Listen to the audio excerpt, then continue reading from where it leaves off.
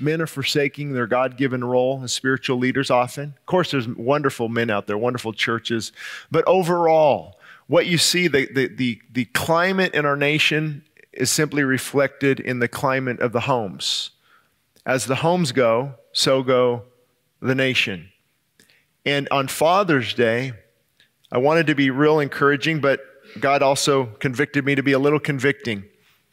I wanted to read something to you. I actually just printed it up this morning. I couldn't get it off my mind the whole morning worship. This is statistics on fatherless children in America. The most recent statistics. Young men who grow up in homes without fathers are twice as likely to end up in jail.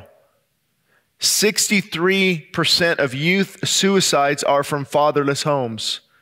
80% of all children that exhibit behavioral disorders, 85% come from fatherless homes. 71% of all high school dropouts, fatherless homes. 70% of juveniles in state-operated institutions come from, you guessed it, fatherless homes. I'm surprised they put this, but they did. Confused identities. Boys who grow up in father-absent homes are so much more likely to be confused about their gender. And we see this huge movement. Much of what you're seeing is not necessarily something that's really happening inside. It's a movement. It's in fashion to switch identities. It's trendy. It's Hollywood's doing it. Well, why shouldn't we? Well, if Hollywood's doing something, well, I should be careful here. There's people here that work in Hollywood. Up in the balcony, I noticed some of you as well. But you know what I'm saying? We need godly people in all areas of service, Hollywood to state officials. The likelihood that a young male will engage in criminal activity actually doubles when the father's gone. And I remember something, it's not on here, but a while back when I looked into this, rape, the percentage of rape increases dramatically, displaced anger in fatherless homes. Do you see a trend here? I could really have the tears start crying flowing if you want me to read the statistics on how it affects daughters. Teen pregnancy skyrockets, promiscuity.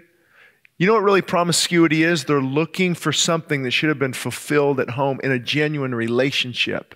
Not the sexual aspect, don't misunderstand, but something that a father holding them and saying, you're worth something, I value you, I love you, and investing in them and building that relationship. Then they don't go outside and look for that necessarily. Of course, there's exceptions to any rule.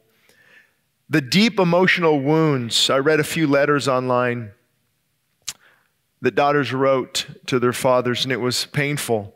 The hurt, the abandonment, the percentage of them that they feel devalued, the suicide result, the percentages of women because of fatherless homes, it's skyrocketing. So it is a call to men primarily this morning. And I know what a lot of people are thinking. I've said this before, and I actually preached on this a few years ago, that our excuse is, well, I'm not absent. I'm still around. And I heard something 20 years ago that was still stuck with me. The preacher said, you don't have to leave home to be an absent father. That's really what's happening in our nation. You don't have to leave home to be an absent father. You can be absent emotionally, physically, of course, spiritually. How many fathers are absent spiritually? It's a battle. Trust me, I could be sitting in the audience right now. It's for me to pull four little rascals around and try to do a devotional. It's like, I'll just get a root canal.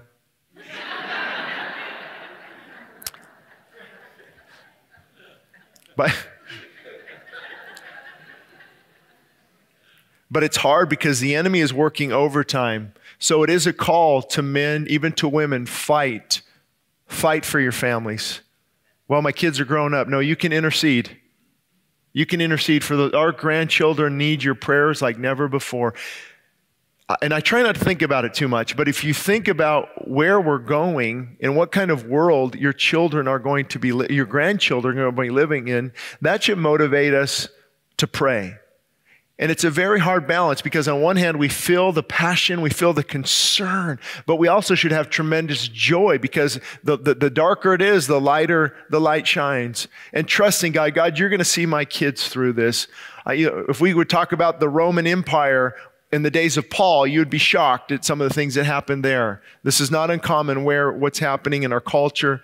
So what I want to do is I'm going to talk about, well, before I do that, I wrote this down this morning, so I want to share this with you.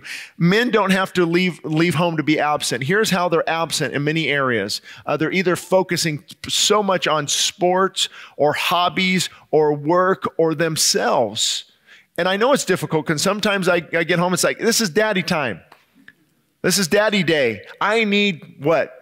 To do whatever and self. But sometimes we have to put self on the back burner. Quite often, actually, we need to. And start to focus on our grandkids and on our kids and on our spouses. Invest in them. This is a spiritual battle. I love what Vance Havner said. He said, salvation is a helmet, not a nightcap. Think about that. Salvation, when you are saved, men and women, you are saved to do battle. And what's happening is the church is cowering back and becoming passive and a doormat, and we don't want to battle. Salvation, we're saved, just leave us alone. It's not a nightcap, it's a helmet, it's a call to battle. When Paul gives the image of spiritual warfare, he doesn't paint a very passive picture. Put on the breastplate of righteousness, the shield of faith, the sword of the Spirit, the belt of truth, and shod. Cover your feet with the preparation of the gospel and put on the helmet of salvation. That tells me I'm going to battle. And let me remind you, it's a daily battle. Not a weekly battle, not a monthly battle. It's a daily battle. Every day we need to wake up and say, Lord, put this armor on. I'm going to battle for my children and for others and for my spouse and for our marriage and for our nation. Oh, if God's people would just call out, if my people would humble themselves and pray and seek my face and turn from their wicked ways, I'll hear their prayers. I'm convinced that God will hear our prayers.